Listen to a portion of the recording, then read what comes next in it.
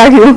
મિલનની mummy, પૂજાની mummy ચાલતી. અચ્છા, હજી નામ એવું નથી કે નામ કારણ કે ઘણી જગ્યાએ એવું હોય છે હસબન્ડના નામ ન લેવાય તો વાઈફના નામ પણ નથી લેવાતા, એટલે એવું તો નથી ને ઘરમાં? ના એવું કશું નથી. અચ્છા, તારા જ કહો છો.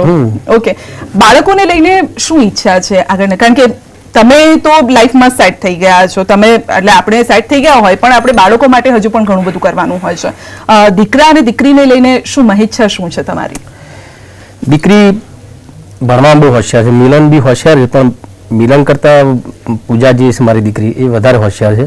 એને હજુ તો ભણવું છે આગળ, એને જ્યાં સુધી ભણવું હોય એને એની ઈચ્છા હોય ત્યાં સુધી એને ભણાવીશું અમે એમ. અરે વાહ. અને દીકરાને એક્ટિંગ લાઈનનો શોખ છે, ડાન્સ પણ બહુ સારો કરે છે. વાહ.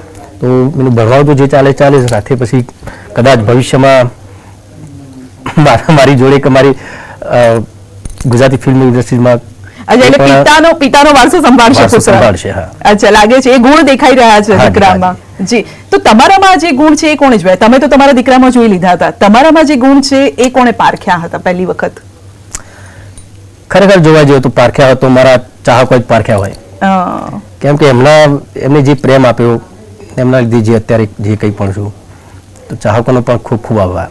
અત્યારની જે ફિલ્મ ઇન્ડસ્ટ્રી છે, અર્બન ફિલ્મો હોય, આપનો જે વર્ગ છે ખાસ કરીને, કારણ કે દરેક એક હીરો હોય અથવા તો એનો એક વર્ગ હોય છે, ચાહક વર્ગ ખાસ કરીને, આપની ફિલ્મો પણ ગ્રામ્ય વિસ્તારને સાંકળીને હોય છે, ગ્રામ્ય વિસ્તારની સમસ્યાને લઈને હોય અથવા તો ખેતીની સમસ્યા અથવા તો એ જે સમસ્યા એ વ્યક્તિ જે ગામડાનો છે એ વ્યક્તિ તમારી સાથે એટલા માટે કનેક્ટ કરી શકે છે કારણ કે તમે એવા સબ્જેક્ટ લઈને આવો છો. તો શું એની પાછળની વિચારસરણી શું છે તમારી?